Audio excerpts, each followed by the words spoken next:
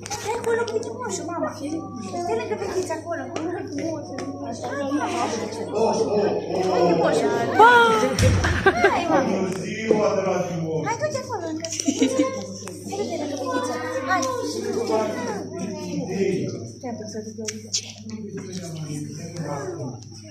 Am ieșit. Și merge, le aduc. Noi începem sărbarea și le așteptăm. Îi dăm noi o semnală, o șmerie. Hai!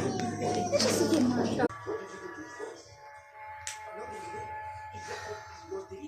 Aici. Aici scriu palul. Unde balicică? Unde balicică?